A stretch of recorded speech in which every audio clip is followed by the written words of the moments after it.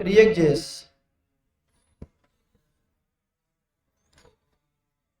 React क्या है? हमने HTML CSS पढ़ लिया और आज रिएक्ट स्टार्ट करते हैं। रिएक्ट को समझने और रिएक्ट को करने के लिए आपको कुछ चीज़ें रिक्वायर्ड है। क्या रिक्वायर्ड है? HTML, CSS और जावास्क्रिप्ट, और वो अल्हम्दुलिल्लाह हमने अच्छी तरीके से कवर कर लिया। हम जब जावास्क्रिप्ट के अंदर HTML के साथ बातें कर रहे थे, इंटरेक्शन कर रहे थे with the help of DOM, तो इतना मुश्किल होता था, इतना मुश्किल होता था कि क्या बताऊं। हम जावास्क्रिप्ट में बोलते थे कि इंडेक्स HTML में एक फाइल है, एक टैग है, उसकी ये आईडी है, वो ले आओ, उस आईडी के अंदर आप चीज़ ये मंगवा लो, ये चीज़ सारी बना दो। इन सारे कामों को ख़त्म करने के लिए हमारे पास एक बनी बनाई लाइब्रेरी आ गई और उसका नाम है रिएक्ट। रिएक्ट जेएस जावास्क्रिप्ट की एक स्ट्रॉन्ग लाइब्रेरी है। मार्केट में बहुत डिमांड है इसकी, बहुत ज़्यादा डिमांड है। ये एक अमेरिकन था जिसका नाम है जॉर्डन जॉर्डन वॉल, पता नहीं क्या करके नाम है। इस बंदे ने रिएक्ट लाइब्रेरी बनाई थी। ये फेसबुक के सॉफ्टवेयर इंजीनियर है और सबसे पहले जो लाइब्रेरी बनाई वो फेसबुक पर ही इम्प्लीमेंट कर दी 2013 में। 2013 में तो अब लोग कहते हैं और बताते भी है कि जो ये लाइब्रेरी है ना, ये फेसबुक की है। ये किसकी है? फेसबुक की है। जावास्क्रिप्ट की लाइब्रेरी है लेकिन किसकी है ये? फेसबुक की। The library for web and native user interfaces. सीख लेते थोड़ा सा कि क्या है ये। इसमें तो सारे डॉक्यूमेंट्स कुछ नहीं है कि रिएक्ट फेसबुक की एक लाइब्रेरी है जो कि जावास्क्रिप्ट में हम यूज़ करेंगे हाई परफॉर्मेंस के लिए। और क्या होगा कि जावास्क्रिप्ट में जो हम काम कर रहे थे बहुत ज़्यादा टाइम ले रहा था। कुछ एक पेज को चेंज करने के लिए एक टैग को भी अगर हम चेंज कर रहे थे, उसके रिजल्ट हम देख रहे थे तो हम पेज को रिफ्रेश करते थे, तो सारे कंपोनेंट्स और सारे टैग वगैरह दोबारा रिफ्रेश हो जाते थे और जो हमें रिजल्ट में मिलता था वो हमारे पास एक टैग ही होता था। मतलब अगर 500 टैग पहली मरतबा मौजूद है पहले से और मैंने एक टैग और लगाया तो वो रिफ्रेश करने पर 500 टैग भी रिफ्रेश हो रहे थे और 501 भी वो हमारे पास क्या हो रहा था, रिजल्ट में शो हो रहा था। तो रिएक्ट वालों ने बोला हम आपको लाइब्रेरी देते, जावास्क्रिप्ट ने बोला हम आपको एक लाइब्रेरी दे दे जिसका नाम है रिएक्ट जेएस। तो ये क्या करेगा? सबसे पहले क्या क्या काम करते हैं ये वो देख लेते हैं। रिएक्ट जो हमारे पास है, अच्छा मैं यहां पर कोशिश करता हूँ निकलूँ सारी चीजें। ये लाइब्रेरी है किसकी? जावास्क्रिप्ट की, जो कि फेसबुक वालों ने बनाई है या फेसबुक वालों ने इम्प्लीमेंट की है। सॉफ्टवेयर इंजीनियर है ये, फेसबुक का ही है। अच्छा इसमें क्या क्या चीजें हैं? पहली बात कि सबसे पहले ये जो रिएक्ट है ना, रिएक्ट ये हमारे पास इसको कहलाते हैं कंपोनेंट बेस्ड। क्या कहलाता है ये? Component based. अब कंपोनेंट क्या होते हैं इसको हम पढ़ लेंगे और यूज करते हैं हम SPA के लिए। SP single page application. Single page, जो जो चीजें मैं नोट करवा रहा हूं नोट करते रहे और परेशान नहीं हो बिल्कुल भी। इसके अंदर हम जावास्क्रिप्ट को यूज करने के लिए, जावास्क्रिप्ट के अंदर हम कोड करने के लिए एक चीज यूज करेंगे जो रिएक्ट बिहाइंड द सीन काम करते हैं। वो क्या है? जैसे मिसाल के तौर पर मैं कहता हूं कि हाउ रिएक्ट वर्क्स, ये कैसे काम करती है? रिएक्ट ऐसे काम करती है कि ये कंपोनेंट बेस्ड लाइब्रेरी है और ये अपने अंदर हम जो चीजें सीख रहे थे ना वो क्या था, हमारे पास डोम था। क्या था? डोम होता था। बेस्ड ऑन डोम है ये। क्या है? सब क्या है? डोम है। फॉर एग्जाम्पल मेरे पास अगर कोई डोम आ जाए, डोम क्या होता था हमने ये डिस्कस कर लिया था कि जैसे फॉर एग्जाम्पल मेरे पास ये एक पेरेंट है। क्या है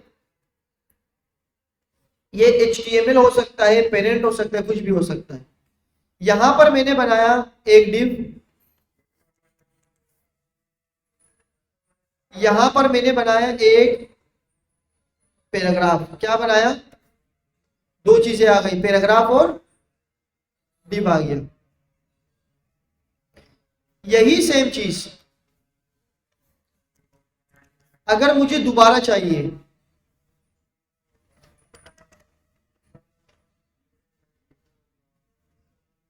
और इसके अंदर एक पी तो मौजूद है, लेकिन अगर मुझे एक और पी चाहिए, क्या चाहिए? जैसे हम जावास्क्रिप्ट में काम कर रहे थे, मैंने एक पी बनाया, इंडेक्स एचटीएमएल से लिया और फिर जावास्क्रिप्ट में उसको लगा दिया। अब अगर ये क्या करता है कि भाई आपको एक div लगाना हो, आपने एक पी लगा दी, ये तो पहले से कोड था। अब मैं इंडेक्स एचटीएमएल में आया, मैंने एक div था, एक पैराग्राफ पहले से, एक पैराग्राफ और लगा दिया, मेरे पेज को रिफ्रेश किया यहाँ से, तो ये सारा कोड दोबारा से क्या हो रहा था? रिफ्रेश हो रहा था। अब हम ऐसा नहीं करेंगे, रिएक्ट बोलेगा कि हम आपको एक चीज देते हैं जिसको हम कहते हैं डोम। इसको क्या कहते हैं? एक डोम इसका अपना होता है। क्या होता है? एक डोम क्या होता है इसका? एक्चुअल डोम। एक डोम इसका होता है जिसे हम कहते हैं वर्चुअल डोम। क्या कहते हैं भाइयों? वर्चुअल डोम। वर्चुअल डोम ये क्या करता है कि आपके जितने भी कोड होगा ना इंडेक्स एचटीएमएल में, वो अपने पास एक मेमोरी में सेव करके रख देता है। एक मेमोरी में सेव किया उसने, ये वाला कोड अपने पास मेमोरी में सेव कर लिया, मैंने कोड के अंदर चेंजेस की, एक पैराग्राफ और लगा दिया, तो वो क्या करेगा, ये रिएक्ट क्या करेगा कि अपने एक्चुअल डोम को वर्चुअल डोम से, जो कि हमने अभी नया बनाया, नया टैग ऐड कर दिया, उन दोनों को कंपेयर करेगा कि इसमें क्या क्या चीजें चेंज हो गई। तो अभी यहाँ पर क्या क्या चीजें चेंज हो गई? एक पैराग्राफ चेंज हो गया, इसका मैं कलर दे देता हूं, एक पैराग्राफ चेंज हो गया। ये क्या करेगा, ये पूरे पेज को रिलोड होने के बजाय सिर्फ इस पैराग्राफ को यहां पर रख देगा। वर्चुअल डोम और जो हमारे ये डोम है, ये एक्चुअल डोम, इन दोनों को कंपेयर करेगा, क्या क्या चेंजेस हुई, जो चेंजेस हुई सिर्फ वो रिलोड कर देगा, बस पूरे पेज को रिलोड। इसको कहते हैं single page application, single page application. अच्छा, जब ये रिलोड करेगा, जब तो हमारे पास अब जो ये वाला काम था ना, ये वाला, ये पूरा, ये अब यहां पर आया, ये एक्चुअल डोम है, लेकिन इसके ऊपर मैं लिख देता हूं कि आफ्टर चेंजेस। सही है, ये मैंने लिखा, पहले ये था, फिर चेंजेस हो गई आफ्टर, तो फिर ये क्या हो गया, ये सारी जो चीजें थी ना पैराग्राफ, इसने एक पैराग्राफ इसके अंदर रख दिया, कलर ब्लैक रख दिया इसने। पहला वाला क्या था? ओरिजिनल ये था, मैंने चेंजेस कर दी, चेंजेस आके दोनों को कंपेयर कर रहा था, मैं यहां लिख देता हूं, कंपेयर करेगा ये, इसको करेगा कंपेयर, इसको कंपेयर करेगा, जो जो चीजें होगी वो यहां पर रेंडर कर देगा। इसको क्या कर देगा, इस वर्ड को भी आप लोग याद रखें, इसको क्या करेगा भाई? रेंडर कर देगा। बात समझ आ गई ये सारी? यहाँ तक तो कोई सवाल नहीं है। हम जावास्क्रिप्ट को इस्तेमाल कर रहे थे, इंडेक्स से सारी चीजें मंगवा रहे थे, आईडी के तौर पर क्रिएट एलिमेंट, चाइल्ड नोट्स, सारी चीजें मंगवा रहे थे, तो इसने बोले आप कुछ भी ना करो, उसी पेज के अंदर क्या करते रहो, एक पी और बनाओ, मैं क्या करता रहूंगा, उसको खुद ब खुद रिफ्रेश करता रहूंगा, रेंडर करता रहूंगा, दोनों को कंपेयर करने के बाद जो चीजें हुई है। अब जब पेज रिफ्रेश होगा ना, तो ये पूरा रिफ्रेश नहीं होगा, सिर्फ ये रिफ्रेश होके ये यहाँ पर लग जाएगा। बात समझ आ गई? यहाँ तक, यहाँ तक बात क्लियर है? अच्छा, ये सारे काम हम कैसे करेंगे? इस पूरे प्रोसेस को कहते हैं, इस पूरे प्रोसेस को कहते हैं, हमारे पास क्या कहते हैं, अगर किसी ने पहले से पढ़ो, इसको क्या कहते हैं? इसको कहते हैं रिकंसिलिएशन। रिकंसिलिएशन पता नहीं क्या है, रिकंसिलिएशन, इसको देख लेना, इसको कहते हैं रिकंसिलिएशन। रिकंसिलिएशन क्या होता है कि हमारे पास एक एक्चुअल डोम होता है, उसके अंदर हम चेंजेस करते हैं, वो वर्चुअल बन जाता है, वर्चुअल अपने मेमोरी में सेव कर देता है, और एक्चुअल को दोनों को कंपेयर करके हमारे पास एक नया पेज शो कर लेता है, या नए टैग वगैरह सारा डेटा शो कर देता है। इस पूरे प्रोसेस को क्या कहते हैं?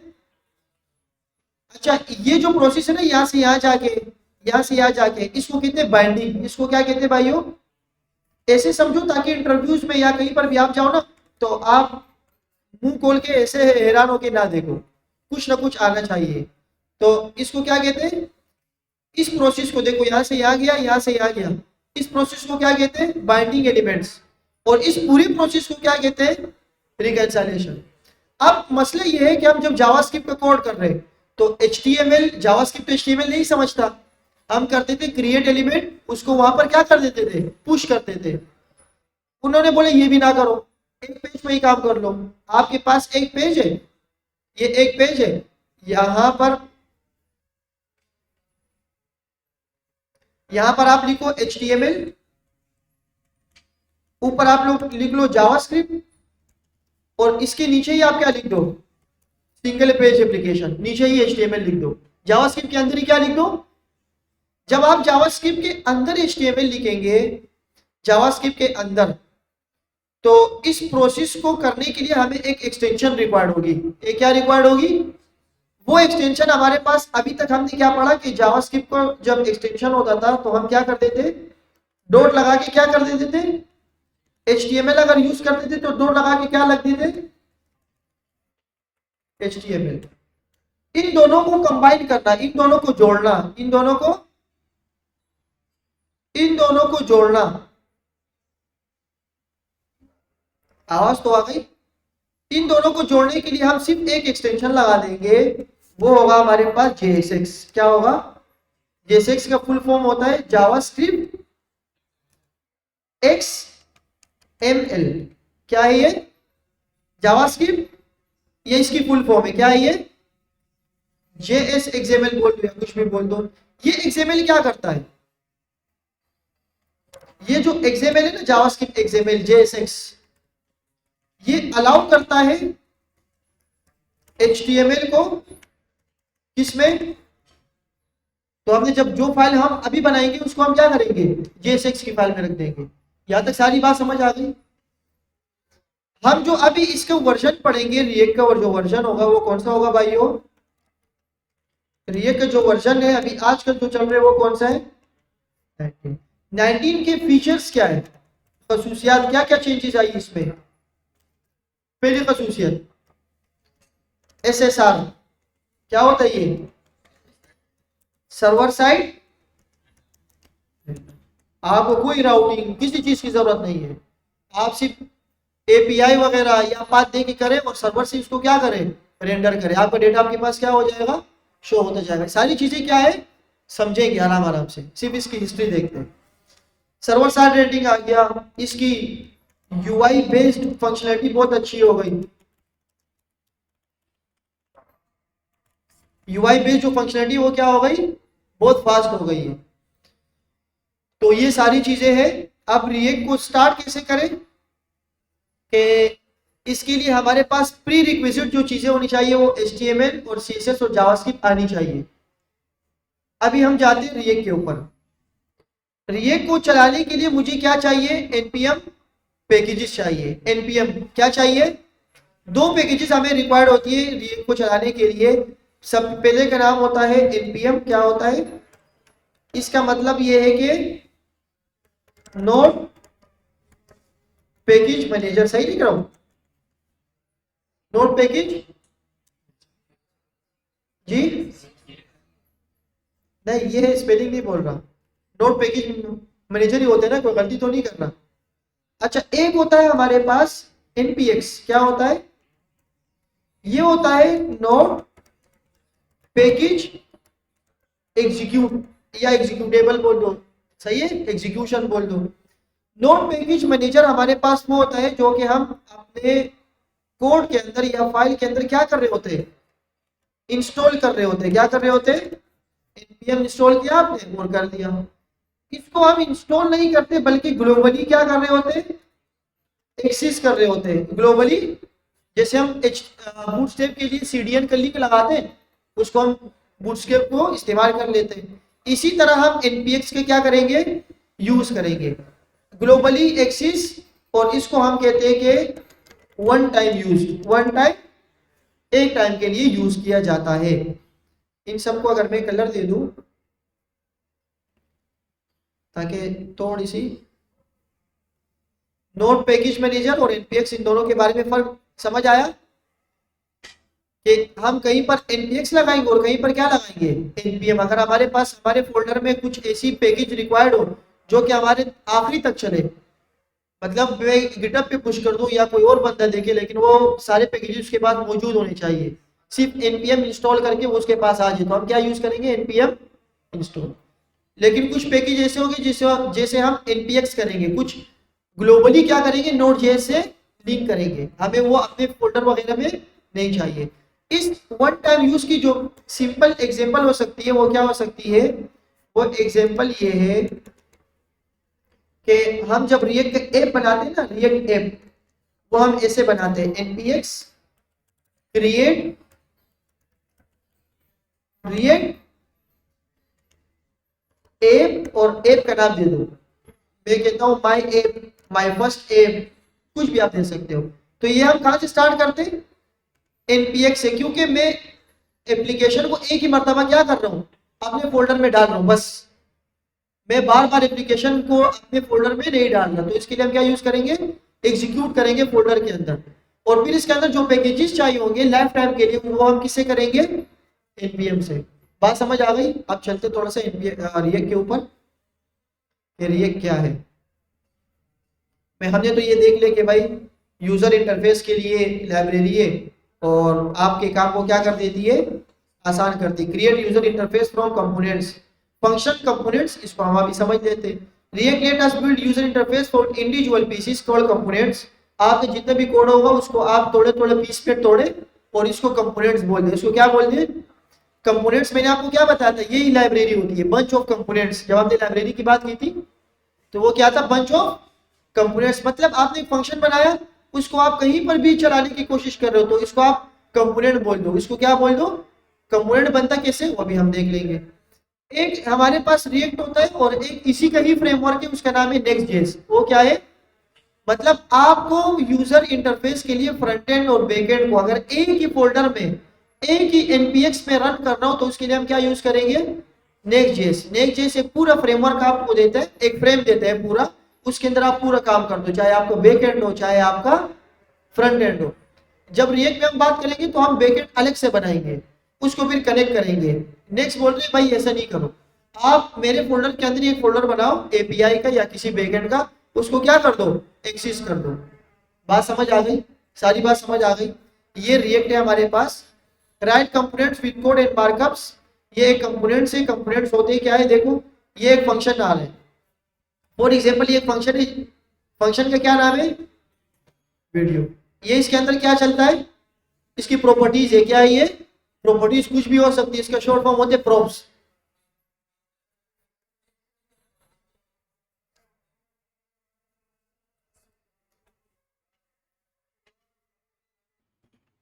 मैंने आपको कहा कि हम npx करेंगे क्रिएट रिएक्ट ऐप, ये एक सिंपल सा ऐप मुझे दे देगा जो कि रिएक्ट की लाइब्रेरी उसमें डाल देगा।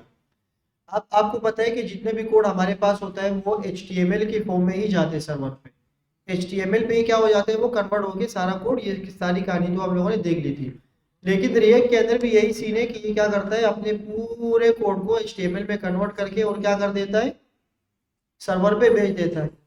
लेकिन इसके लिए हमारे पास एक ऐसा टूल होना चाहिए जिसके अंदर हम रिएक्ट के बने बनाए कंपोनेंट्स को HTML में कन्वर्ट कर सके। मेरी बात समझ आ गई। मतलब अगर मैं जितने फंक्शंस बना रहा हूँ, बंच ऑफ फंक्शंस बना रहा हूँ, सारे फंक्शंस कंपोनेंट मुझे रिएक्ट खुद दे रहा है, पेज को कैसे रिफ्रेश करते हैं उसके लिए हम सारी चीजें देखेंगे। लेकिन उन सबको बिहाइंड द सीन कैसे कन्वर्ट करना होगा हमें, HTML में कैसे कन्वर्ट करूँ कि वो HTML का कोड सर्वर में चले जाए, या जब मैं डिप्लॉय करता हूँ HTML के फॉर्म में जाता है। तो उसके लिए मुझे टूल चाहिए ताकि इन चीजों को क्या करें भाई। यहाँ पर अगर मैं आपको बताऊं, यहाँ पर हम यूज कर रहे हैं HTML, क्या यूज कर रहे हैं, HTML। साथ ही साथ हम इसके अंदर क्या यूज कर रहे हैं, CSS, जावास्क्रिप्ट, सारी चीजें यूज कर रहे हैं हम। अभी हम क्या यूज कर रहे हैं इसके अंदर, रिएक्ट। तो ये सारी चीजें इसके अंदर कैसे जाएगी, रिएक्ट वाली, रिएक्ट के अंदर तो क्या क्या चीजें होती है वो हमारे पास जावास्क्रिप्ट और HTML में बिल्डर नहीं होते, वो लाइब्रेरी है और उन्होंने खुद चीजें रखी हुई है।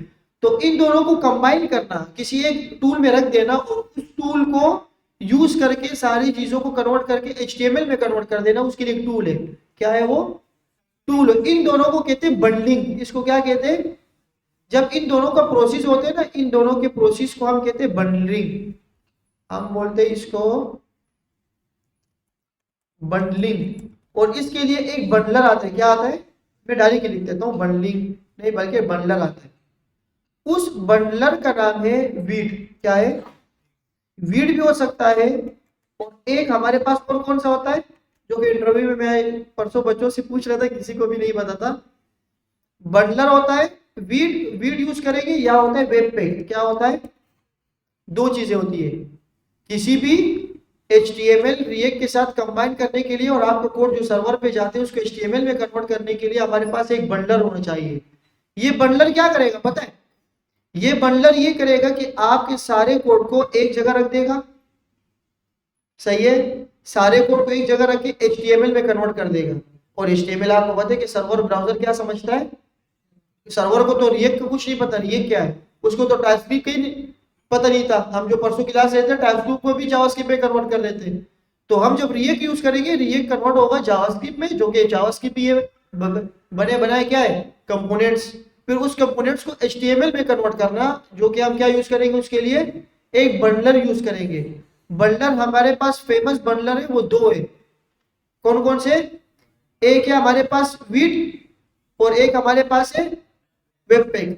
आजकल जो यहाँ से ऐसे बनाते थे ना, पहले हम रिएक्ट ऐप को ऐसे बनाते थे, फिर उसके अंदर हम लाइब्रेरी इस्तेमाल करके और डायरेक्ट अपना काम करते थे, जैसे यहाँ से लेकर यहाँ तक। अब ये डिप्रिकेटेड हो चुका है। ये क्या हो चुका है? अगर मैं यहाँ पर आपको दिखाऊं कि क्रिएट रिएक्ट ऐप, इसकी अगर कोई लाइब्रेरी आ जाए, ये लो क्रिएट रिएक्ट ऐप। पहले हम ये करते थे, यहां से करते थे। अब आप देखिए इसके डॉक्यूमेंट, कितनी बड़ी डॉक्यूमेंट्स है इसकी। भाई एक लाइब्रेरी बनी है तो खामखा कुछ ना कुछ तो होगा ना उसका। तो इसने टॉप पे क्या लिखा हुआ है देखिए, क्रिएट रिएक्ट ऐप इज, आप जो ये इस्तेमाल कर रहे हो ना ये वाला, इसकी कोई जरूरत नहीं है अभी, ये अभी यूज नहीं होता, क्योंकि इसको एक बंडलर में हम रखते हैं और उस बंडलर को एक ही मरतबा क्या कर रहे होते, कोड को पुश कर रहे होते। तो हमें एक मशीन चाहिए जिसके हम अपने HTML, CSS, जावास्क्रिप्ट और उस जावास्क्रिप्ट को इनहेंस करने के लिए, अच्छे करने के लिए जावास्क्रिप्ट की एक लाइब्रेरी जो कि रिएक्ट या नेक्स्ट हो सकती है, उसको डालेंगे और इस सब को कंबाइन करके HTML के फॉर्म में कन्वर्ट करना है। ये मशीन वो काम करती है। बात समझ आ गई? हम इसमें क्या यूज करेंगे भाइयों? वेट यूज करेंगे। अब आपको वेट दिखाता हूँ, वेट क्या है। सॉरी, ये बात सबको समझ आ गई? आप देखिए इसमें लिखा हुआ है कि ये फ्रंट एंड का क्या है, टूल है। The build tool for the web, website को बिल्ड करने के लिए क्या है, टूल है। और build is a blazing fast front end build tool powering the next generation of web applications.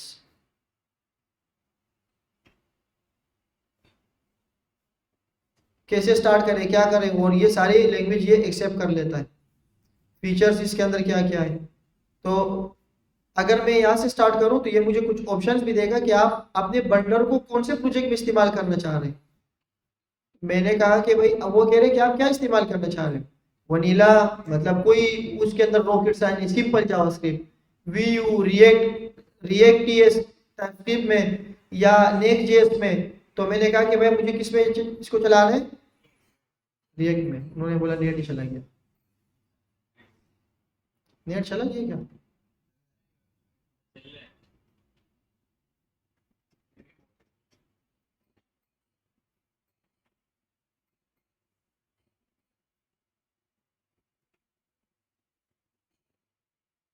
जब तक इसको थोड़ा सा देख लेते हैं ना आगे। देखिए आपने क्या करना है, सबसे पहले npm करना है क्रिएट विद लेटेस्ट, जो कि लेटेस्ट वर्जन चल रहा होगा वही आपके उसमें होना चाहिए।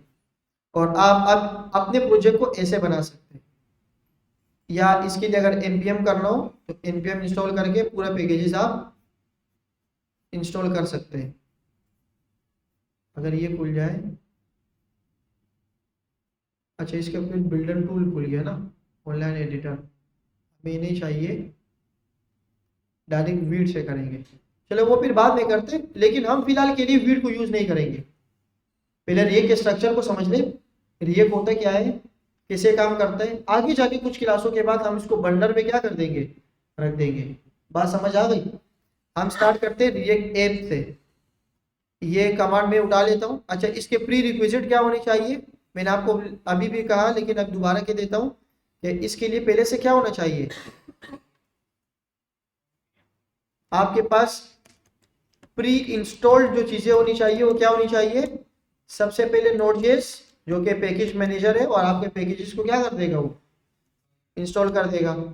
और नोड.जेएस के अलावा आपको क्या आना चाहिए भाइयों, HTML CSS और साथ ही साथ ES6 आनी चाहिए। बात समझ आ रही है। तो हमारे पास तो नोड.जेएस तो है।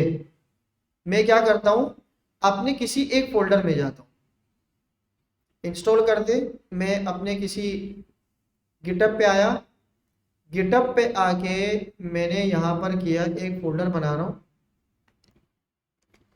और इसका नाम होगा, या इसको फोल्डर नहीं बल्कि अपने ही कोड में रख देते हैं, क्लास कोड रिएक्ट। यहाँ पर आ गया मैं, यहाँ पर मैंने टर्मिनल खोला,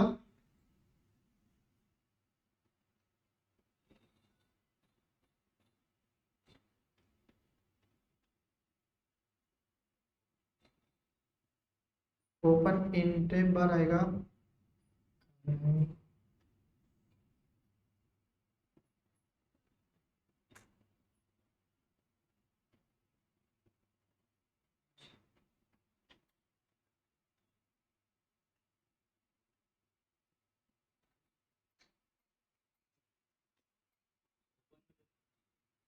ओपन विथ वाला सिस्टम नहीं होता इसमें। इसमें अभी तक बटन ही गायब हो गया।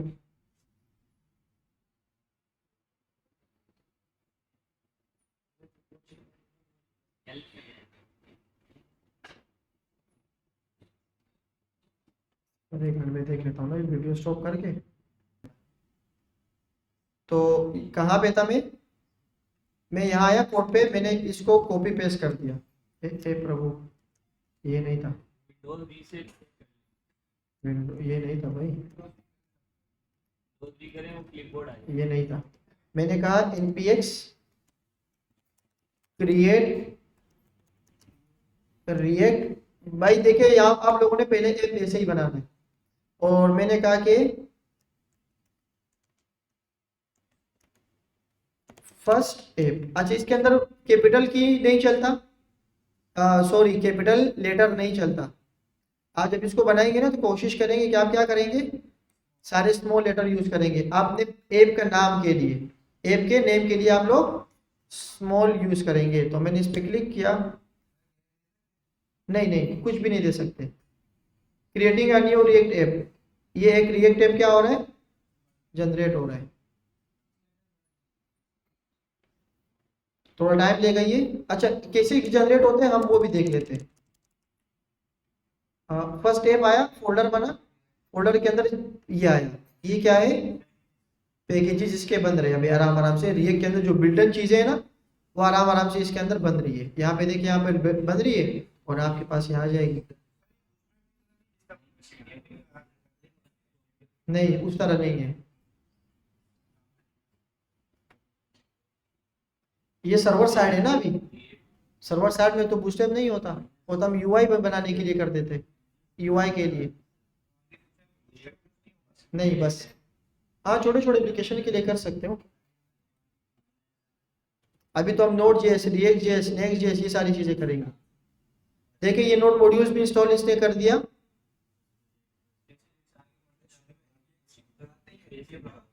जी, अच्छा, अच्छी बात बोली आपने। और ये मैंने शुरू में भी कहा था कि आप जब ऐसी चीजों को बनाएंगे ना जो आपको एक ही मरतबा रिक्वायर्ड हो, तो आप उसके पहले क्या लगाओगे, npx लगाओगे, क्योंकि मुझे एप्लीकेशन एक ही मरतबा बनानी है।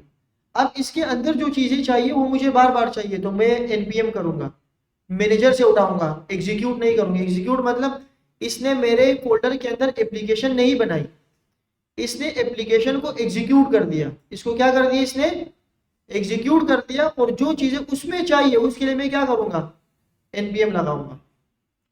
अच्छा, ये कह रहे कि happy hacking MacBook pro react और ये सारी चीजें हो गई। मैंने कहा सही है। अब ये मुझे स्टेप बता रहे हैं कि आप अपने फर्स्ट ऐप के अंदर जाओ। कहाँ जाओ, मैंने कहा सीडी और फर्स्ट ऐप लिखा मैंने, मैं इसके अंदर आ गया।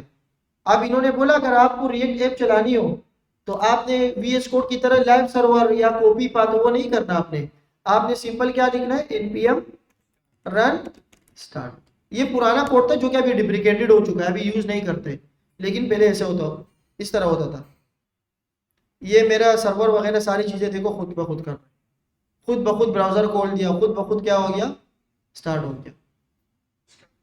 ये रिएक्ट एप्लीकेशन आपकी क्या हो चुकी है, स्टार्ट हो चुकी है। बातें ना करें, इसके कॉन्सेप्ट को क्लियर करें, वरना फिर बाद में कंफ्यूज हो जाएंगे। यह बात समझ आ गई, ये आपकी रिएक्ट ऐप स्टार्ट हो गई। अब मैं इसको कैसे देख पा रहा हूँ, मैं यहाँ पे आया, मैंने इसको कर दिया बंद, कंट्रोल सी करके इसको क्या करेंगे, आप करेंगे कोड, तो ये कोड खुल गया, और इसको मैं दोबारा क्या कर देता हूँ, स्टार्ट कर देता हूँ, npm रन स्टार्ट। अब हमारे पास जो हम पहले पहले बनाते थे ना फोल्डर index.html, फिर उसके साथ css को कनेक्ट करते थे, और फिर उसके साथ क्या करते थे भाइयों, script.js करते थे। अब सारी चीजें ये खुद कर रहा है, सारी चीजें क्या कर रहा है, इसने npm स्टार्ट करके सारी एप्लीकेशन दे दी। अब इन चीजों को पढ़ते ही क्या चीज है, मैं मेन फोल्डर में हूँ जहाँ पे मैंने क्या लिखा था फर्स्ट स्टेप, उसके अंदर क्या क्या चीजें इसने प्री इंस्टॉल कर दी, वो देख लेते हैं। क्या क्या चीजें की है इसने, नोड मॉड्यूल्स, ये मॉड्यूल्स क्या है जो रिएक्ट को चाहिए, और जो हमें भी चाहिए हो आगे के पैकेजेस, वो सारे कहाँ होंगे, इसके अंदर सारी चीजें पहले से मौजूद होंगे, जो कि एक रिएक्ट ऐप के अंदर मौजूद होती है, जिसको यूज करके हम अपने जावास्क्रिप्ट के कोड को आसान करके और जल्दी जल्दी इस्तेमाल कर सकते हैं। नोड मॉड्यूल्स के बाद हमारे पास कुछ फोल्डर्स आ गए, फोल्डर्स इसने खुद बना दिया, एक किसका बना दिया, पब्लिक का। पब्लिक के अंदर क्या चीज है, इंडेक्स एचटीएमएल, यही सारी चीजें कहाँ जाती है। अगर फॉर एग्जांपल मैं यहाँ पर रिएक्ट ऐप सारी चीजें चेंज करता हूं, तो यहाँ पर भी क्या हो जाएगी, सारी चेंज हो जाएगी। अब इसके अंदर कुछ इमेजेस रखे हुए इन्होंने, पहले इमेज ये रहा जो कि ये वाला है, कितना काम ज्यादा कर दिया नहीं इसने खुद। आप देखिए ये वाली इमेज है, अच्छा इसके अंदर ये जेसन की फाइल, जेसन की फाइल क्या होती थी, एक डेटा होता था ना, हमने जो एक मरतबा बनाया था जेसन की फाइल को, ये सारा फाइल ये क्या कर रहा है, इसको मिल रही है, और ये इसको यूज कर रहा है जेसन के फॉर्म में। एक फोल्डर हमारे पास होता है सोर्स, सोर्स के अंदर क्या क्या चीजें है, app.css, ये वो css है जहां पर हमारा index.css होता था। अब बनी बनाई चीजें इन लोगों ने क्या रखी है, यहाँ पर रख दी है। आप कह रहे हैं कि की फ्रेम्स, ये जो हमारे ये लोगो घूम रहे हैं ना, ये वो बता रहे हैं 0 डिग्री से। अच्छा फॉन्ट साइज, ऐप हेडर क्या हो सकता है, ये एनिमेशन हो रही है ना 20 सेकंड्स में लीनियर जा रहा है ऐप का लोगो, अगर मैं इसको 10 सेकंड कर दूं तो आप देखोगे, ये देखो, बात समझ आ रही है। तो ये सारी चीजें इसके अंदर मौजूद है। app.css, app.js, app.js के अंदर क्या है, ये वो ऐप है जो कि आपके मेन पेज पे क्या हो रहा है, रेंडर हो रहा है। आप देखिए ये कहां से स्टार्ट हो चुका है, फंक्शन के, एक ही फंक्शन से, और लाइब्रेरी हमारे पास क्या है, बने बनाए, ये खुद ब खुद दे रहे हैं। अब इसके अंदर जो CSS है वो कहां से लग रही है, वो इसने इंपोर्ट किए, क्या किए। अब इंपोर्ट कैसे करते हैं, इंपोर्ट मैंने आपको फायरबेस पे भी बताया था कि जब आप जावास्क्रिप्ट में या कहीं पर भी फाइल्स के साथ आगे पीछे काम करेंगे, किसी फाइल को किसी दूसरी जगह यूज करेंगे, तो we use import and export. तो इंपोर्ट और एक्सपोर्ट कहाँ होता है, आप जब यहाँ आएंगे पब्लिक में और index.html लिखेंगे, यहाँ पर जावास्क्रिप्ट की फाइल होगी,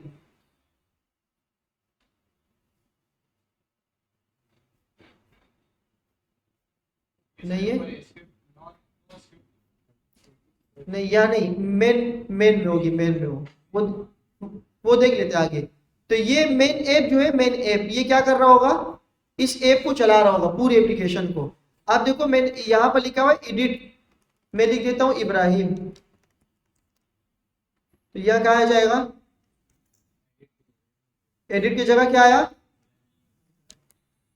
अच्छा मैं यहाँ पर कुछ चीजें लिख देता हूँ, जैसे कि ऐप हो गया, app.test.js कहाँ कहाँ से चीजें ला रही है, और index.css जो मेन इंडेक्स है, बॉडी कैसी होनी चाहिए, कोड कैसे होना चाहिए, यहाँ तक तो हमें सारी चीजें पता है। अब ये index.js है मेन फाइल, जिसके अंदर क्या चीज आया है, ऐप। अब ये ऐप क्या चीज है, ये ऐप ये है, ये ऐप एप्लीकेशन जो हमारे ब्राउजर पे चल रही है, और इस ब्राउजर एप्लीकेशन का पूरा फंक्शन कहाँ पर लगा हुआ है, यहाँ पर। ये मेन फाइल है हमारे रिएक्ट एप्लीकेशन की। जो मेन फाइल है वो कौन सी है, जहां से हम अपना काम स्टार्ट करेंगे, वो कौन सी फाइल होगी, app.jss। इसमें सारी चीजें लगाएंगे, एप्लीकेशन काम करेंगे, और इसको हम कहाँ लगाएंगे, अपने मेन फाइल में। इसको आप main.js भी कह सकते हो, main.js। app.js में काम करेंगे और इंडेक्स उस काम को क्या करेगा, कैच कर देगा, वो कनेक्ट कर। देखो यहाँ इंपोर्ट हुआ है ना, नहीं, वो एक डायरेक्ट था जो कि किसी गूगल से या किसी और चीजों से सीडीएन के तौर पर हम लिंक लगाते थे। अब ये वो इंपोर्ट नहीं, ये इंपोर्ट लोकल इंपोर्ट है जो कि फोल्डर्स के बीच में होता है। तो ये सारी चीजें हो गई। इसके बाद इसका लोगो हो गया, लोगो का है, और ये सेटअप, ये सारी चीजें इसके अंदर। अच्छा, ये पैकेजेस वो है जो हम इसके अंदर पैकेजेस डालेंगे। मैंने जो अभी एप्लीकेशन स्टार्ट की थी, मैंने उसका नाम क्या रखा था, तो इसने बोला कि आपके फर्स्ट ऐप एप्लीकेशन का नाम ये है, ये उसका वर्जन है, ये इसके अंदर सारे पैकेजेस है, पैकेजेस इसके अंदर है। बाय डिफॉल्ट इसने अंदर डोम भी डाल दिया, रिएक्ट डोम। ये क्या चीज है, हम थोड़ी देर बाद पढ़ लेते हैं। और रिएक्ट डोम, नोड मॉड्यूल्स, ये सारे नोड मॉड्यूल्स है। इतने ज्यादा नोड मॉड्यूल्स तो आप देखें, ये सारा काम इसने खुद कर दिया। ये सारा काम क्या कर दिया इसने, नोड मॉड्यूल्स खुद कर दिया। मैंने सिर्फ ऐप इंस्टॉल कर दिया, तो काम आसान हो गया ना। कि अगर हम HTML CSS और जावास्क्रिप्ट और बूटस्ट्रैप से काम करते हैं, तो ये सारे हमें खुद बनाने पड़ते हैं कि यहाँ से ये ले आओ, यहाँ से ये ले आओ, यहाँ से ये ले आओ। पैकेजेस.js, वही सारी पैकेजेस होगी हमारी। हम जो भी पैकेज स्टार्ट करेंगे वो हमारे पास क्या होगा, हमारी एप्लीकेशन स्टार्ट कहाँ से होती है, वो स्क्रिप्ट होती है। क्या होती है, स्क्रिप्ट होती है। स्टार्ट कहाँ से होती है, मैंने npm रन क्या किया था, स्टार्ट। आप इसको हटा के डेव कर दें, डेवलपमेंट। तो आप जब फिर करेंगे npm रन डेव, तो वो क्या हो जाएगा, स्टार्ट हो जाएगा, आपकी रिएक्ट ऐप स्टार्ट हो जाएगी। बिल्ड बाद में करेंगे, जब एप्लीकेशन बन जाए उसको टेस्टिंग करने के लिए हम बिल्ड भी कर लेंगे। कुछ फर्क नहीं पड़ता, आपकी मर्जी। हाँ, हमारे ऊपर है। जब हम एप्लीकेशन बना रहे हैं, जैसे हम चलाने के LMS बना रहे हैं, तो उसमें हम क्या करते हैं, डेवलपमेंट। जब बन जाती है तो फिर उसको हम क्या करते होते हैं, स्टार्ट। इसके आगे ऐसे भी लिखा जाता है, डेवलपमेंट स्टार्ट और डेवलपमेंट, या डेवलपमेंट और कोलन और स्टार्ट। ये हमारे ऊपर डिपेंड है। रीडमी की फाइल में वो फाइल है जो इस एप्लीकेशन के बारे में कहानी लिखी है, आप भी लिख सकते हैं। सही है जी, शो नहीं होती, वो आपकी गिटहब पे ही पड़ी होती है, आप उसको क्लिक करके देख सकते हो। अब ये रिएक्ट एप्लीकेशन के बारे में बता रहे हैं, इसको यहाँ से स्टार्ट कर दो, ये कर दो, लोकल होस्ट पे चलाएगा, ये सारी दास्तान हो गई। अच्छा, हम क्या करते हैं, इसको थोड़ा सा चलाने की कोशिश करते हैं। यहाँ तक सारी बातें समझ आ गई। जो इसको npm रन स्टार्ट कर दो, खुद ब खुद लाइव हो जाएगा। अभी यहाँ देख लो, वीडियोस में सारी चीजें आ जाएगी, वरना फिर बाद में कुछ भी समझ नहीं आएगा। हम पहले एप्लीकेशन बना रहे, और ये सारी चीजें मैंने क्या कर दी है, रिमूव कर दी है। मुझे कुछ नहीं चाहिए। यहाँ तक तो सब समझ आ रहे हैं ना, लोगों वो को कुछ भी नहीं चाहिए, मुझे ये भी नहीं चाहिए और ये ऐप भी नहीं चाहिए। बात समझ आ गई। यहाँ तक तो फंक्शन समझ आते हैं ना, एक फंक्शन है और ऐप रिटर्न है। अब रिएक्ट क्या कहता है, रिएक्ट कहता है कि अगर आप अपने फंक्शन या किसी फाइल के अंदर रिटर्न लिखते हो, और रिटर्न के अंदर आप कुछ भी डेटा लिखते हो, तो आपके पास दो ऑप्शन है। या तो आप एक डिव बना दो, आप क्या बना दो, डिव। अब देखो मैं डिव बना रहा हूँ, ये क्या कर रहा है, ये मुझे वो इंटेलिजेंस नहीं दे रहा, वो स्निपेट नहीं दे रहा। जैसे कि हम HTML में करते थे, मैं लिखता था डिव, इंटर करता था, तो हमारे पास क्या बन जाता था, डिव। ये वो नहीं कर रहा। क्यों, ये जावास्क्रिप्ट में काम कर रहा हूँ। ये किस में काम कर रहा हूँ, जावास्क्रिप्ट में। तो इसको क्या करें, JSX में कन्वर्ट कर दो। बात समझ आ गई। ये जावास्क्रिप्ट की फाइल, इसमें मैं HTML लिख रहा हूँ, वो लिखने नहीं दे रहा। मैं सिंपल आया अपने ऐप पर। अच्छा, लिख सकते हो, लेकिन खुद लिखना पड़ेगा, बनाना पड़ेगा, कोई फर्क नहीं पड़ेगा। अगर यहाँ पे देखिए, मैं यहाँ पर आया, ये आया, लिख सकते हो आप। मैंने कहा कि H1, वो अलग चीज है ना, वो आपको पता है, बाकी को नहीं पता। मैं कहानी बना बना के आ रहा हूँ, सही है, फ्लो बना बना के आ रहा हूँ। इब्राहिम क्या आया, खुद ब खुद रिफ्रेश हो रहा है। बात समझ आ रही है। यहाँ तक तो वो कोड था जो हम कर रहे थे।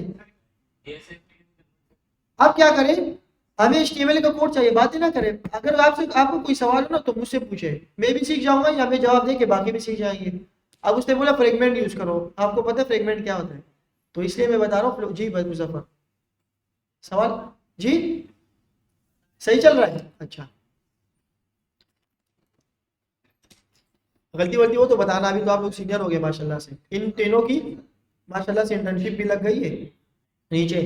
और ये कि अभी तक जब तक एचआर की बात नहीं आती मैं ये नहीं बोलूंगा कि कंफर्म हो गई, जब तक एचआर से और एक हफ्ते की क्लास ना ले तो मैं नहीं बोलूंगा कि कंफर्म, लेकिन माशाल्लाह हो गया काम इंशाल्लाह। अच्छा, इसको चेंज क्या करेंगे, आप लोग यहाँ पे आएंगे, शॉर्ट की होते हैं विंडो के लिए F2, क्या होता है, आप F2 पे क्लिक करेंगे तो ये क्या हो जाएगा, एडिटेबल हो जाएगा। मेक में इंटर का बटन दबाते हो और यहाँ पर F2, देखिए मैंने क्या किया, JSX। अब आता हूं मैं इस पे थोड़ा सा HTML लिखने की कोशिश करता हूँ। मैं नीचे आया, मैंने कहा P दे दिया, ये फर्क था। अब इसने अवेलेबिलिटी दे दी कि आप जावास्क्रिप्ट के अंदर HTML को लिखने की इजाजत मिल गई है, ना लिखो तो कोई फर्क नहीं पड़ता। JSX इंपॉर्टेंट नहीं है हमारे लिए के लिए, हमने अपनी आसानी के लिए क्या करना होगा, XML का कोड इसके अंदर रखना होगा ताकि हम क्या करें, HTML और जावास्क्रिप्ट को एक साथ लिखने की कोशिश करें। अब फॉर एग्जांपल मैंने यहाँ से क्या कर दिया, इस डिव को हटा दिया, ये हम जब जावास्क्रिप्ट HTML कर रहे थे तो कुछ नहीं आ रहा था, कुछ भी नहीं हो रहा था। कहाँ है कोड शरीफ, अच्छा यहाँ पर ये काम कर रहा है, मेन डिव कहाँ गया,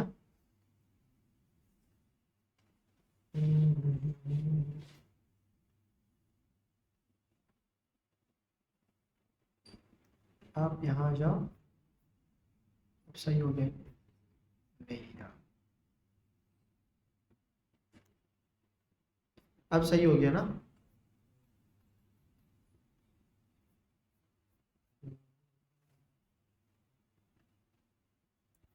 अब सही है। तो यहाँ पे देखिए इसने बोला कि रिटर्न, ये सारी चीजें दी थी, जब हम फंक्शन बेस काम करेंगे ना, इसके अंदर फंक्शंस बनाएंगे, तो ये बोलेगा कि भाई मुझे दो चीजें चाहिए, या तो आप क्या लिखो मेन डिव, उसके अंदर पूरा काम करो, अगर आपके पास मेन डिव नहीं है तो आप क्या करो, इस डिव को खाली कर दो, इसको क्या कर दो, ऐसे कर दो, इसको क्या कर दो, ऐसे दे दो, इसको हम कहते हैं फ्रेगमेंट, इसको क्या कहते हैं, और एक और नाम ये इसका, से निकल गया, एक और नाम भी है इसका। तो हम क्या करेंगे, या तो इसको यूज करेंगे और या किसको यूज करेंगे, अपने मेन डिव को। यहां तक बात समझ आ गई, बाकी हमारा कोड माशाल्लाह से बहुत आसान जाएगा, बहुत ही सिंपल सिंपल कोड जाएगा। ये इसको फ्रेगमेंट को हटा देता हूँ, अब ये HTML और CSS की फाइल नहीं रहेगी, कमेंट रखो हर जगह पे तो चल जाएगा, अपने कोड को रीडेबल और साफ लिखेंगे। ये हमारे H1 आ गया, H1 के अंदर मैं कुछ भी लिख सकता हूँ, फर्स्ट ऐप, ये हमारी फर्स्ट ऐप आ गई जो कि हमारे पास दिख रही है। बात समझ आ गई। इसके सबसे बड़ा फायदा देखो, फॉर एग्जांपल मेरे पास क्या है, अच्छा ये काम कर रहे, ये काम कैसे कर रहा है, बिहाइंड द सीन कैसे काम कर रहा है, मैंने जो आपको कहा ये रिएक्ट एप्लीकेशन ले, एप्लीकेशन के बाद ये रेंडर हो रहा है, वो रेंडर का वर्ड याद है आपको, रेंडर का वर्ड याद है या भूल गए, देखो यहाँ पर दावा, यहाँ पर एक्चुअल डोम और वर्चुअल डोम को कंपेयर करके जब यहाँ पर जाते हैं तो ये क्या होते हैं, इसको रेंडर, इस रेंडर को मैं डायरेक्ट करता हूँ। यहाँ देखो, जब आपने, मैंने आपको index.ht ये फाइल दिखाई ना, ये सारी, आप यहाँ पे देखिए, यहाँ पर कुछ चीज लिखी हुई है, ये क्या लिखी हुई है, ये रूट डॉट रेंडर। जब रिएक्ट एप्लीकेशन बनती है ना, ये तो आपने अभी बहुत आसानी कर दी कि रिएक्ट डॉट जेएस कर दिया, एप डॉट जेएस कर दिया। जब आप ये नहीं करते तो आपको हर जगह क्या लिखना होता, आपको हर जगह ये लिखना होता, जैसे कि फॉर एग्जांपल मैं एक वेरिएबल बनाता हूँ लेट नेम, और यहाँ पे मैंने लिख दिया अली। अब इसको मैंने रिएक्ट में चलाना है, तो उसने बोला जब आप इसको रिएक्ट में चलाओगे ना, आपने क्या करना होगा कि आपने ऐसे लिखना होगा रिएक्ट डॉट, अच्छा यार, आपने लिखना होगा रिएक्ट डॉट और क्रिएट एलिमेंट, फिर उसके अंदर आपने H1 बनाना होगा। ये सारी चीजें करनी होगी अगर आप JSX को यूज नहीं कर रहे, अगर आप JSX को यूज अगर आप JSX को यूज कर रहे हैं तो जो चीजें यहाँ पर मौजूद है आप पहले से कर लें, जो चीजें आपके पास मौजूद है पहले से, तो आप इसको डायरेक्ट देखो, document dot get element by ID, root से आईडी ले ली, मेन रूट इस रिएक्ट एप्लीकेशन का जो मेन रूट है वहां से इसने आईडी ले ली, और आप इसके अंदर कुछ भी लिख सकते हो। मैंने लिखा रिएक्ट है, आप लिख लो H1 और आप लिखो इब्राहिम। आप क्या लिखो, ये मैं कहा लिख रहा हूं, मेन रूट के अंदर जो कि रेंडर होगा, जो कि क्या होगा, मेन रूट यही है जिसपे हम काम कर रहे हैं। क्या है मेरा रिएक्ट, ये वाला लास्ट वाला, ये देखो इब्राहिम आ गया। वो रिएक्ट ऐप जो मैंने लिखी है वो बात खत्म हो गई, क्योंकि वो मैंने ऐप एक फाइल बनाई है, उस फंक्शन को मैंने यहाँ रखा था। ये ऐप नाम की एक फाइल है, ऐप नाम की एक फाइल था app.jsx, इसको मैंने कहाँ रखा था, यहाँ पर कनेक्ट किया था, तो ये रूट फाइल ऐप को उठा रहा था। आप ऐसे भी कर सकते हो, लेकिन ये जो कोड है ना, ये create root document dot get element ID, ये JSX का, ये किसका है, रिएक्ट का। अगर JSX नहीं होता तो फिर हम लिखते क्रिएट एलिमेंट और फिर उसके अंदर हम पी का टैग बनाते कि एक टैग बनाओ, फिर उसके अंदर पुश कर दो और फिर उसके अंदर वो क्या कर दो, मुझे दिखा दो। तो JSX और विदाउट JSX के ये फर्क है। हमारे पास JSX है, हमारे पास आसानी आ गई। अब इन्होंने कहा कि आपने जब ऐप को इंपोर्ट कर रहे हो तो ऐप को यहाँ लिख दो, ऐप को क्या कर दो, यहाँ पर मैंने ऐप को लिखा, लिखने का तरीका क्या होता है, ऐसे। आप इसको क्लोज भी करेंगे और इसको ऐसे लिखेंगे। अब मैंने जो ऐप का नाम लिखा है app.jsx, तो यहां पर भी इसको क्या कर दो, app.jsx कर दो, इसके एक्सटेंशन इसको बता दो कि ये जो ऐप है ये कौन सी है आप, क्योंकि इसके अंदर मैं HTML भी लिखने वाला हूं। ये बात समझ आ गई सबको, ये रेंडर यही सही हो रहा है, वर्चुअल डोम एक्चुअल डोम से क्या हो रहा है, यही सही रेंडर हो रहा है। अब ये जो रेंडर हो रहा है ना, मेरे एक्चुअल डोम जो है, मेरे HTML की जितनी भी फाइल्स, इसके अंदर जितने भी कोड है या रिएक्ट के अंदर, जब मैं उसके अंदर चेंजेस करता हूं तो ये रेंडर क्या करता है, रूट आईडी उठाता है, रूट आईडी में से ये रूट आईडी उठाता है, ये वाली, उसमें से सिर्फ देखते हैं कि चेंजेस क्या हुई है। उसने बोला कि सिर्फ एक पी चेंज हुआ है, तो सिर्फ रेंडर करता है वो उस पी को चेंज कर देता है, ना कि पूरे पेज को रिफ्रेश करता है। ये आगे जाके इसका हम प्रैक्टिकल भी देखते हैं। यहां तक ये सारी बात हो गई। अब फॉर एग्जांपल मेरे पास यहाँ पे एक ऑब्जेक्ट, और ऑब्जेक्ट के अंदर हमारे पास है कुछ भी हो सकता है, मैंने कहा नेम अली। अब मुझे इस नेम को देखना है, मैं कहाँ देखूं, मैं कैसे देखूं, ऑब्जेक्ट, मैं जब इंडेक्स और HTML से बात कर रहा था, जावास्क्रिप्ट और HTML से, तो मैं पहले इस ऑब्जेक्ट की आईडी मंगवाता था, कहाँ पर इसको पुश करना है, फिर एलिमेंट बनाओ, एक पी का टैग बनाओ। अब कुछ भी नहीं है, आपके पास है फर्स्ट नेम, इसके अंदर JSX हमारे पास एक चीज और अलाउ करती है, वो है हमारे पास करली ब्रैकेट्स। क्या करती है, जब आपने JSX की फाइल बनाई, आप इसके अंदर करली ब्रैकेट्स आप बना सकते हो। इन केस अगर मैं इस फाइल का नाम चेंज कर दूं, मैंने कहा जावास्क्रिप्ट,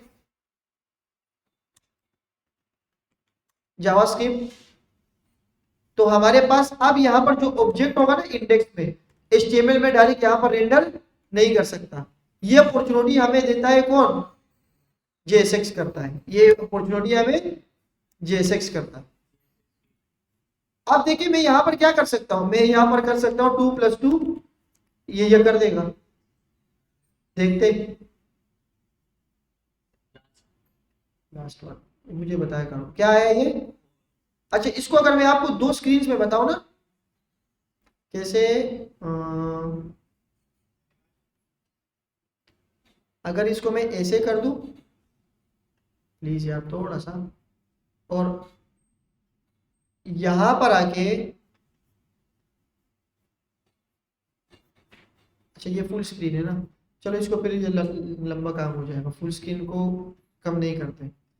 तो बस बनी बनाई बात ये है कि आप इस कर्ली ब्रैकेट के अंदर कुछ भी कर सकते हो। अब देखो हम जब जावास्क्रिप्ट पूरे इंडेक्स में वैल्यू को पुट कर रहे थे, इंडेंट कर रहे थे, तो कितना मुश्किल काम था। रिएक्ट बोल रहे बिल्कुल सिंपल है भाई, आप लिख लो ऑब्जेक्ट डॉट नेम, क्या आ रहा है। अब ये फर्स्ट ऐप रिफ्रेश नहीं होगा, सिर्फ क्या रिफ्रेश होगा, अरे सिर्फ क्या होगा, यहां तक बात समझ आ गई। इस फंक्शन को हम कहते हैं कंपोनेंट, जब हम इसको किसी और जगह यूज करेंगे, बात खत्म। मैंने एक फंक्शन बनाया, इस फंक्शन में मुझे चाहिए फर्स्ट ए ये ऑब्जेक्ट डॉट नेम। अब मैं ये कह रहा हूं कि मैं एक फाइल और बना दूं यहां पर, और उसमें मैं इस ऐप को क्या कर दूं, यूज करूं, तो ये हमारे पास एक कंपोनेंट हो जाएगा। क्या हो जाएगा, कंपोनेंट हो जाएगा। बात समझ आ गई। फॉर एग्जाम्पल मैं यहां आया, एक फंक्शन है और फंक्शन के अंदर मैंने ये सारी चीजें बना दी है। अच्छा एक काम और करता हूं कि इसको कमेंट करके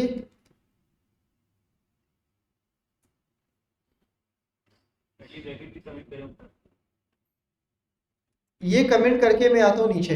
ये तो हमारी एक मेन ऐप है जो कि चल रही है, सिंपल सिंपल, सही है। मैं आया, मैंने कहा कि कौन या डायरेक्ट एक फंक्शन है और फंक्शन का नाम है टेस्ट। इस फंक्शन के अंदर क्या क्या हो सकता है, फंक्शन के अंदर नेम हो सकता है, आईडी हो सकती है, कुछ भी हो सकता है, एक ऑब्जेक्ट हो सकता है इसके अंदर, सही है। मैं ऑब्जेक्ट लिख देता हूं, कॉन्स्ट कॉन्स्ट ऑब्जेक्ट लिख सकता हूं मैं, और ऑब्जेक्ट के अंदर मैं क्या कर दूं, नेम टेस्ट। तो अब इसको कैसे कॉल करेंगे भाइयों, इस फंक्शन को कैसे कॉल करेंगे,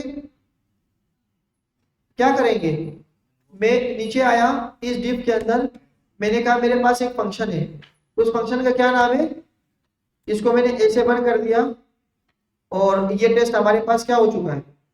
अच्छा ये कह रहे object is not defined, object भी इसको बताना पड़ेगा। चलो डायरेक्ट कर देते हैं इसको, ऐसे आर्ग्यूमेंट कॉल निश्चित। अच्छा कह रहे कि इसको अलग एक फाइल में बना दो, क्योंकि रिटर्न भी इसके हमने हमने नहीं दिया ना, रिटर्न भी देना पड़ेगा, पूरा कोड इसको देना पड़ेगा, जैसे कि हम इंडेक्स में, क्योंकि हम देखो दो चीजें कर रहे हैं, हम इंडेक्स एचटीएमएल भी कर रहे हैं और इसके अंदर जावास्क्रिप्ट भी कर रहे हैं। तो ये कह रहे हैं कि अगर आपने कुछ चीज फंक्शन के अंदर बनाना हो तो आप क्या यूज करो, रिटर्न को यूज कर दो, और रिटर्न के बाद आप इसके अंदर कुछ भी लिख सकते हो, सही है। आपका ऑब्जेक्ट भी हो सकता है, सारी चीजें हो सकती है। उसको यूज करने के लिए आप क्या करते हो, इस टेस्ट को इंप्लीमेंट करते हो। मैं यहाँ पर आता हूँ, मैं यहाँ लिखता हूँ कि प्रोप्स, के प्रोप्स क्या होते हैं, कंपोनेंट्स और प्रोप्स, प्रोप्स इन जेएस प्रॉपर्टीज,